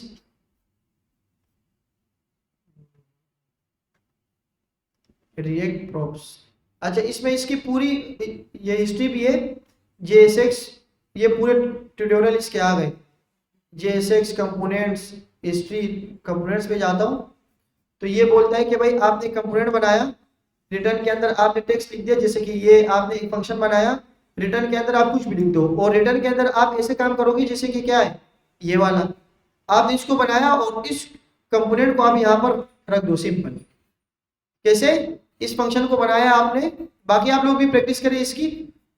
कंपोनेंट कंपोनेंट कहाँ है, ये रहा, आप इसको डायरेक्ट इंप्लीमेंट कर दो। कैसे, आप बनाओ एक फंक्शन, इसके अंदर आप रिटर्न कर दो। क्या रिटर्न करता हूं मैं, मैंने कहा रिटर्न कर दो ये, अब ये बोलेगा कि मेन डिव चाहिए, मैंने कहा फ्रेगमेंट ले लो। अब इसके अंदर कुछ भी हो सकता है, आप h1 लिख सकते हो, आप एक ऑब्जेक्ट बना सकते हो, कुछ भी कर सकते हो। तो इसको बनाने के लिए क्या करते हैं, इसने भी यही बोला है कि आप एक कार ऐप बनाओ, आप इसके अंदर h1 या कुछ भी रख दो और अपने कार को क्या कर दो, इंप्लीमेंट कर दो। मैंने कहा टेस्ट, और यहाँ पर मैं टेस्ट लिख रहा हूँ। तो क्या हो सकता है, object is not defined, object कहाँ पर लिखा है मैंने, अच्छा यहाँ पर मैंने इसको अनकमेंट कर दिया ना, इसको अनकमेंट कर देता हूँ, दोनों चलाओ। तो फर्स्ट ए अली, अब मैंने कहा टेस्ट, और टेस्ट के अंदर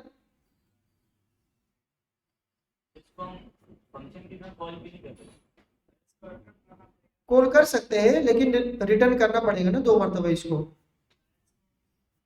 अच्छा इसमें भी यही है कि आप एक कार बनाओ, एप्लीकेशन बनाओ, और इस फंक्शन को यहाँ रख दो। असल में मैं क्यों कर रहा हूँ, ये कभी इस तरह नहीं करेंगे, लेकिन मैं 2 फंक्शन में एक साथ काम कर रहा हूँ।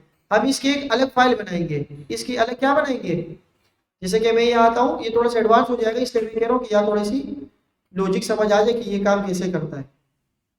आपने एक फंक्शन बनाया, फंक्शन को आपने, ये डबल है, एक फंक्शन बनाया और फंक्शन को आपने यहाँ पर कॉल कर दिया।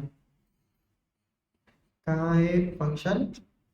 ये कह रहे देखो अलग अलग से फाइल बना दो, या पूरा कार दे दो, या इसके अंदर कोई प्रॉप्स वगैरह पास कर दो।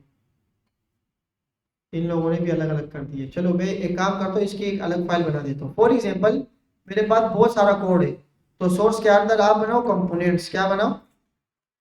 कंपोनेंट्स। कंपोनेंट्स, कंपोनेंट्स के अंदर आप सब कर सकते हो। फॉर एग्जाम्पल मेरे पास कंपोनेंट में एक बटन है। अच्छा, कोशिश करना कि कैपिटल से लिखना है आपने, स्टार्ट फ्रॉम कैपिटल JSX। अब ये पूरा कोड आप उठाओ, कहाँ है ये वाला, कंट्रोल X बटन और कंट्रोल ये। अब स्टेज नहीं बल्कि मैं क्या लिख देता हूँ, button, button test, button test. और इसके अंदर बटन है, बटन के अंदर ये दो, ये एक H1 है और कुछ भी हो सकते हैं। अब ये कह रहे इसको आप अगर कहीं और भेजना चाह रहे हो तो साथ में क्या लगाओ, एक्सपोर्ट कर दो, और बाय डिफॉल्ट ही कर दो एक्सपोर्ट डिफॉल्ट, जो आपके कंपोनेंट का नाम है उसको क्या कर दो। अब इसकी वजह से ये एक्सेसिबल हो जाएगा किसी और फाइल में जाने के लिए। यहाँ इंपोर्ट, यहाँ एक्सपोर्ट। अच्छा यहाँ भी कर लेते हैं हम, यहाँ भी हम कर सकते हैं डायरेक्ट एक्सपोर्ट, डायरेक्ट हम कर सकते हैं, लेकिन बेस्ट प्रैक्टिस ये कि आप नीचे से स्टार्ट कर दो। यहाँ पर आया, मैंने कहा ये मेरी एक एप्लीकेशन है और इस एक चीज में इंपोर्ट करवा रहा हूँ, उसका क्या नाम है, बटन टेस्ट। अब देखो ये खुद ब खुद पाथ दे रहे हैं। कहाँ से उठा रहे हो आप? कंपोनेंट से। मैंने कहा इसको उठा लो, बंद करके इसको निकालो। तो ये इसको कहते हैं कंपोनेंट्स। अब बने बनाए फंक्शंस होते हैं, जैसे ये फंक्शन है ना बना बनाया, ये वाला रिएक्ट भी यही चीज है, बने बनाए बहुत सारे फंक्शन रखे हुए।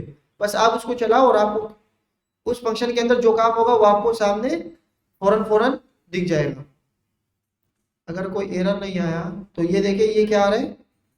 अब ये कौन सा है, इब्राहिम, और साथ में क्या लिख देता हूँ, इब्राहिम बटन, बटन टेस्ट। ये इसके कंपोनेंट हो गए। अब देखो खुद ब खुद क्या हो रहा है, सिर्फ वो चेंज हो रहा है। एक चीज उसके अंदर और आती है कि फॉर एग्जाम्पल मैंने क्या कर दिया, मैंने इसके अंदर कुछ चीज लिखी बटन। मैंने कहा इस बटन का जो कलर होगा, इस बटन का क्या होगा, या इस बटन की कोई वैल्यू हो सकती है, कुछ भी हो सकता है, इस बटन का कोई ब्रांड हो सकता है। मैंने कहा इस बटन की एक ब्रांड है, क्या है, और वो ब्रांड है लेटेस्ट। कौन सा ब्रांड है? अब जो ये चीजें मैं पास कर रहा हूं ना, ये चीजें ये कौन लेगा, ये इसकी प्रॉपर्टीज आ गई ना, ये इस बटन टेस्ट की क्या आ गई, प्रॉपर्टीज आ गई। प्रॉपर्टीज को शॉर्ट में क्या कहते हैं? मैंने कहा यार आपके पास एक बटन है उसके अंदर प्रॉपर्टीज भी है, क्या है, उस प्रॉपर्टीज को आप कहाँ इस्तेमाल करना चाह रहे हो। मैंने कहा मैं यहाँ कर रहा हूँ, Ibrahim button test and brand is, आप ऐसे लिखे और उसके अंदर आप क्या लिखे, प्रॉप्स, डॉट करके। हमारे पास क्या है यहाँ पर, डॉट करके मैंने क्या लिखा, अब जब मैंने यहाँ पर डॉट लगाया ना, प्रॉप्स डॉट, तो ये इस बटन के अंदर चला गया बटन, इसके अंदर डॉट करके मैं क्या लगाऊंगा, ब्रांड। मैंने कहा कि ये इसके क्या है, ब्रांड। देखते हैं कि क्या होता है। तो इसने बोला Ibrahim button test and brand is. अब दो चीजें मैंने इस्तेमाल की, मैंने इस पूरे को इस पेज में इस्तेमाल किया जो कि डेट इज कॉल्ड कंपोनेंट। क्या होता है, कंपोनेंट। और कंपोनेंट के अंदर आप कुछ चीजों की इजाफी चीजें देते हो इसको, तो इसको आपने यहाँ पर बताना होगा कि आपके पास एज अ प्रॉपर्टीज भी कुछ चीजें हैं। वो प्रॉपर्टीज कहाँ कहाँ यूज करना चाह रहे हो आप अपने फंक्शन में यूज कर दो, और उसको आप क्या करो, कहीं पर भी इस्तेमाल कर लो। अगर फॉर एग्जाम्पल मैंने एक बटन और बना दिया, क्या बना दिया, और इसके ब्रांड नेम को मैंने क्या कर दिया, चेंज कर दिया। मैं क्या कर लेता हूँ, ओल्ड कर लेता हूँ। तो हमारे पास दो हो गए, बटन ब्रांड इज लेटेस्ट और यहाँ पर ब्रांड क्या है, ओल्ड। प्रॉपर्टीज हम चेंज कर सकते हैं, यहाँ पर इसकी वैल्यू चेंज कर रहे हैं और यहाँ पर इसकी प्रॉपर्टीज वैल्यू हमारे पास क्या होगी, सेम होगी। क्या होगी, फॉर एग्जाम्पल एक और प्रॉप्स आया, एक और प्रॉप्स भी आ सकते हैं, वो आप लोग भी ट्राई करें कि इस ब्रांड की जगह क्या हो सकता है, कलर हो सकता है। ये सारी चीजें हम खुद आप लोग खुद प्रैक्टिस करके देख लें। प्रोप्स के नाम कुछ भी लिख सकते हैं। हाँ, बेस्ट प्रैक्टिस के लिए ये है कि आप इसके अंदर क्या लिखे, प्रोप्स लिखे। हाँ, अगर प्रोप्स मल्टीपल हो जाए फिर नाम चेंज कर दो, फिर आप क्या कर दो, देखता हूँ कि ये क्या काम करते हैं या नहीं। ब्रांड, ब्रांड डॉट, तो ये काम कर रहे हैं। अब अगर मेरे पास एक प्रोप और होगा जिसे हम क्या कहते हैं, मॉडल, क्या कह सकते हैं, मॉडल। मैंने इसको क्या किया, मॉडल, और मैंने इसको क्या, ओल्ड मॉडल है या 2025 लेटेस्ट मॉडल है। तो मॉडल है, आप मॉडल को आप यहाँ बता सकते हो। मैंने कहा कि and model is model dot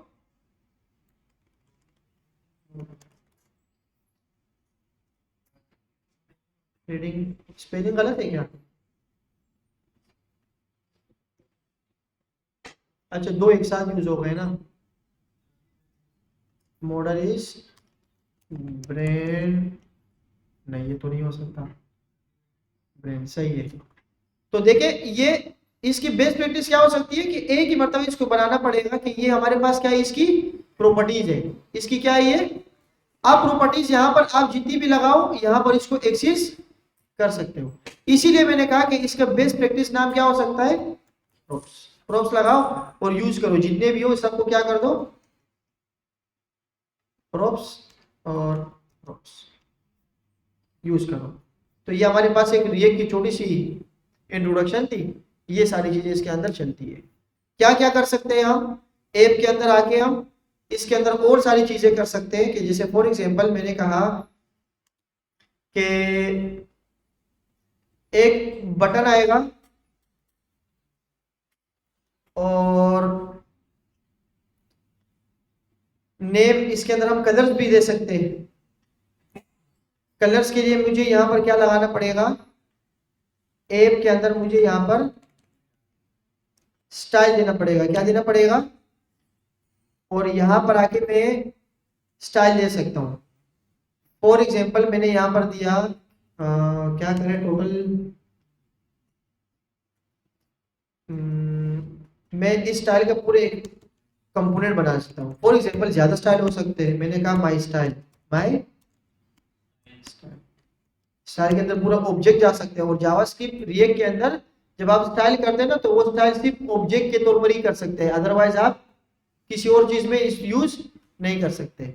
जब आपने ऑब्जेक्ट बनाया स्टाइल करने के लिए, तो स्टाइल करने के लिए ऑब्जेक्ट के बाद हम इसकी की वैल्यूज दे सकते हैं। की values must be camel case. क्या होनी चाहिए, कैमल केस पता है क्या होता है, क्या मतलब, अगर मैं लिखता हूँ फोंट साइज तो क्या लिखूंगा, या अगर मैं कलर लिख रहा हूँ तो कलर के अंदर तो कैमल का यूज ही नहीं होगा। कलर मैंने कहा रेड, क्या बोला, अब ये कह रहे कि ऐसे, और बैकग्राउंड, बैकग्राउंड, बैकग्राउंड कलर, ये कैमल कैसे सही है। बैकग्राउंड में मेरे ख्याल से जी आते हैं ना, बैकग्राउंड कलर, और यहाँ पर मैं दे देता हूँ पिंक। तो इस तरीके के हम स्टाइल दे सकते हैं। अब ये स्टाइल कहाँ यूज हुआ है, माई स्टाइल। और इसकी कलर प्रॉपर्टीज उठा के अब इसकी स्टाइलिंग वगैरह क्या कर दो, ऊपर से डिफाइन कर दो। देखो फर्स्ट एप अली और बैकग्राउंड कलर क्या है, डिफाइन हो गया। आप अगर चाहते कि नहीं मुझे ऑब्जेक्ट में कलर नहीं चाहिए, मुझे डायरेक्ट स्टाइल करनी है, तो डायरेक्ट स्टाइल करने के लिए हमारे पास जैसे HTML और CSS में क्लास होता था, क्लास, हम क्लास देते थे ना, क्लास और कलर देते थे। यहाँ पर ऐसा नहीं करेंगे, यहाँ पर सिर्फ क्लास के साथ क्या लिखना होगा, क्लास। आप इसको डबल कोटेशन में बंद करके कुछ भी कर सकते हैं। बात समझ आ गई। मैंने कहा बैकग्राउंड नहीं आ रही, इसके अंदर कुछ चीज डालनी पड़ेगी हमें सजेशन के लिए। वो क्या होगी, क्या होगी, आवाज तो आ गई आराम से। टेलविन CSS यूज करेंगे उसके लिए क्या करेंगे, ताकि हमारे पास प्रेग्नेंस और ये सारी चीजें जो भी हो और उसके अंदर हमारे आसानी से क्या हो जाए। अभी भी आ सकती है एक्सटेंशन से, लेकिन बहुत मुश्किल से यूज होगा। Background colour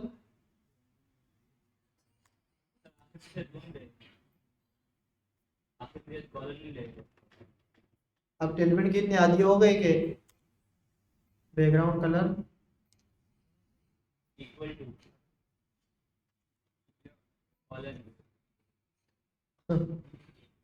class name. अच्छा यहाँ पे अप्लाई कर लेते हैं। कहाँ पर मैं एक पैराग्राफ बनाता हूँ और यहाँ पर दे देता हूँ क्लास नेम। क्लास नेम और यहाँ पर लिख देता हूँ कि बैकग्राउंड कलर। अच्छा ये बैकग्राउंड जो मैं लिख रहा हूँ मेरे ख्याल से यहाँ कोई मसला है। बैकग्राउंड कलर हो सकता है बैकग्राउंड बैकग्राउंड कलर और साथ ही क्या लिख देता हूँ रेड नहीं होगा।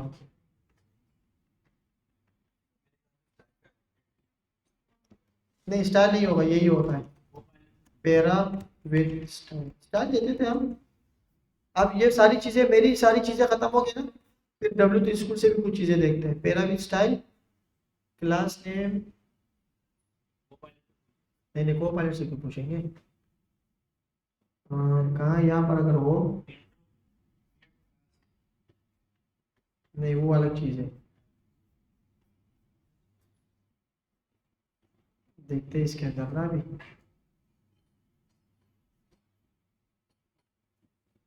प्रॉप्स प्रॉप्स में शायद आ जाए props, brand। अच्छा ये सारी चीज़ें तो हमने पढ़ ली ना यहाँ से।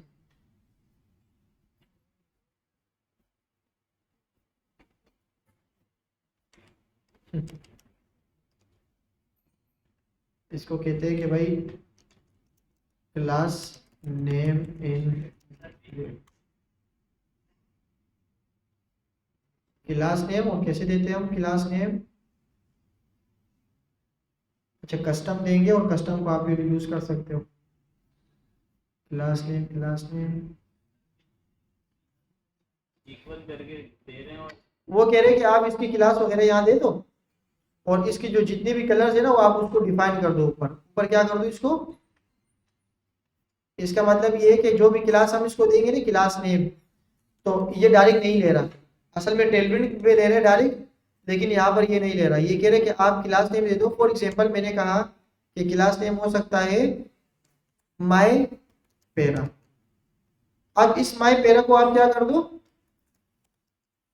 इसको कहीं पर भी इस्तेमाल कर लो। CSS के फाइल में जाओ और वहां पर इसकी क्लास दे दो Ctrl+C app.css और यहाँ पर दे देता हूँ माय पेरा बैकग्राउंड कलर। आप ले रहे देखो काम करेगा। अच्छा ये CSS इंपोर्ट नहीं भी ना यहाँ पे इस वजह से तो नहीं कर रहा। मैंने कहा कि भाई ऊपर आओ इंपोर्ट कर लो अपने पास क्या इंपोर्ट app.css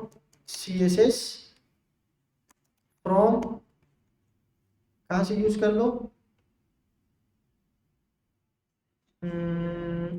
पीछे जाओ नहीं जा रहा।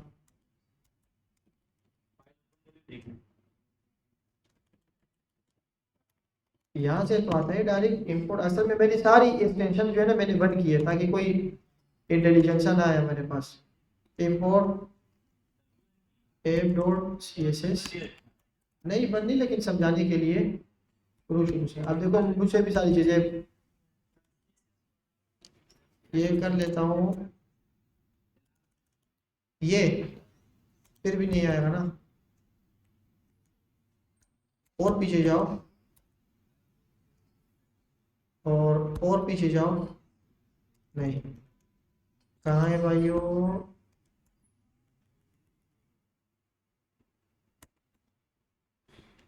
पब्लिक में भाई खोल के देखे ना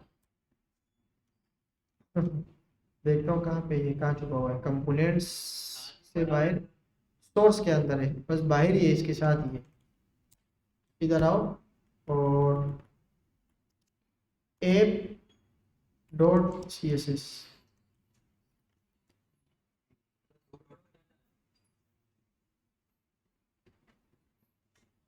नहीं नहीं डॉट क्यों हटाऊंगा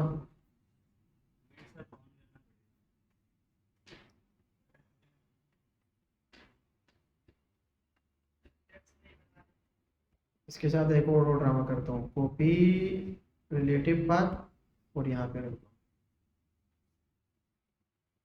कंट्रोल V। ये यहीं पर ही है कम वक्त, लेकिन एक मिनट ना, मैंने कौन सा उठाया है, ये वाला उठाना था। डायरेक्ट कर दो इंपोर्ट। हाँ ये भी है, एक डायरेक्ट के अलावा डायरेक्ट तो हम कर रहे थे ना। अगर मैं यहाँ से ऐसे बाहर जाके app.css कर दूँ, अब हो रहे ना ये, मतलब ये कह रहे कि आप इसके नाम नहीं बल्कि डायरेक्ट कर दो। सही है। ऊपर बटन क्यों किया? बटन मतलब बटन तो अलग तरीके से किया है ना, फ्रॉम कंपोनेंट बटन। हाँ वो तो एक फाइल है ना बाकायदा, ये तो फाइल नहीं है ना, ये तो कोई फंक्शन नहीं होना, इसके अंदर एक्सपोर्ट लिखा हुआ है, तो इसलिए ये कह रहे कि इंपोर्ट भी आप ना करो। कुछ चीजें हम बाद में जाके इन सारी चीजों का हम निचोड़ भी देखेंगे, मतलब चेंजेस भी देखेंगे। जैसे मैंने ये बनाया ना कॉन्स, तो मैं इसको ऐसे भी बनाऊंगा, क्योंकि हर जगह मुझे चाहिए, बहुत सारी जगहों पे चाहिए, कोई फंक्शन बनाऊंगा, तो ये सारी चीजें ओवरऑल देख लेंगे। यहाँ तक तो बैकग्राउंड समझ आ रहे हैं ना कि क्या क्या चीजें हो रही है, या कंफ्यूज हो गए? बस आप लोगों ने स्टार्ट में एक एप्लीकेशन बनानी है छोटी सी, आपकी पोर्टफोलियो हो सकती है, कुछ भी हो सकता है, वो आपका। हाँ बहुत सिंपल है, देखो एक ऑब्जेक्ट आपने बनाया, बैकग्राउंड कलर माई स्टाइल, आप देखो ये एक ऑब्जेक्ट है, इस ऑब्जेक्ट के अंदर आप नीचे आओ, आप लिख लो प्रोफाइल इमेज, प्रोफाइल, और केवल कैसे लिखना, बेस्ट प्रैक्टिस, इसमें कोई रिस्ट्रिक्शन नहीं है लेकिन बेस्ट प्रैक्टिस है। प्रोफाइल इमेज और सोर्स आप यहाँ से दे दो डायरेक्ट। कहाँ है मेरी गाड़ी? बाइक, वो महंगी हो गई यार। अच्छा क्या है, मैं यहाँ पे आया डबल कोटेशन, तो डायरेक्ट यहाँ पे क्या कर दिया मैंने, प्रेस कर दिया, पूरा यूआरएल दे दिया ना, बहुत लंबा काम हो गई है। क्या कर देता हूँ, मैंने इसको पे क्लिक किया और यहाँ पर आया, मैंने कहा थोड़ा सा, अच्छा डाउनलोड भी कर ले आप लोग, डाउनलोड बेस्ट प्रैक्टिस हो जाएगी। यहाँ पर आ गया, अब इसको चलाऊं कैसे, मैं कैसे चलाऊं? यहाँ पर मैं नीचे आया, इसको कहाँ रखते हैं, आप सोर्स में क्या रखेंगे, इसको ऐसे कर दो, ये कौन से ऑब्जेक्ट में, ओबीजे में, डॉट करके क्या है इसके अंदर, प्रोफाइल इमेज, इमेज आ गई। तो वो जो एलिमेंट को इंडेंट कर रहे थे, पुश कर रहे थे, बस सिंपल सिंपल आप ऑब्जेक्ट बनाए और अपने डेटा को क्या करें, पुश करते हैं, तो काम कुछ आसान हो जाएगा। कुछ चीजें मुश्किल भी लगेगी हमें, उसको बाद बाद साथ में क्या करेंगे, देखते रहेंगे। जो भी आपका सवाल हो ना फौरन पूछ लिया करें, ताकि कोई इश्यू इसमें ना आए। यहाँ तक काफी है, एप्लीकेशन बना दिया हमने,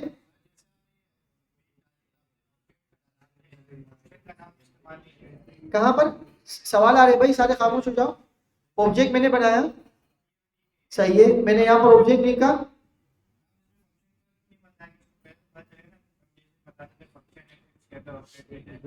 नहीं फंक्शन मैंने कहीं पर भी, वो तो हम बना रहे थे, फिर मैंने बाहर कर दिया ना, इसको कंपोनेंट ही बता दिया डायरेक्ट डायरेक्ट, टाइम बचाने के लिए मैंने बाहर कर दिया। हाँ आप फंक्शन भी बना सकते हो, जो आप कह रहे हो ना, आप फंक्शन भी बना सकते हो। जैसे कि फॉर एग्जांपल मैं एक बटन बनाता हूँ, मैंने कहा एक फंक्शन है, फंक्शन माई बटन, थोड़ा सा ट्रिपिकल होगा लेकिन वो देख लेना। माई बटन आया, अब माई बटन के अंदर मैं क्या कर सकता हूँ, रिटर्न, वैसे ही कोड जैसे हम नीचे लिख रहे, मैंने कहा डिव,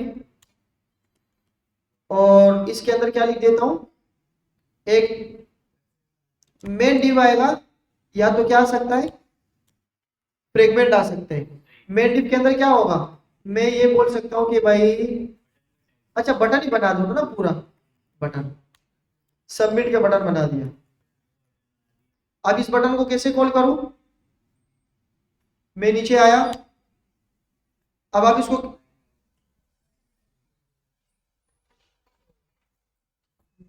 तो देखिए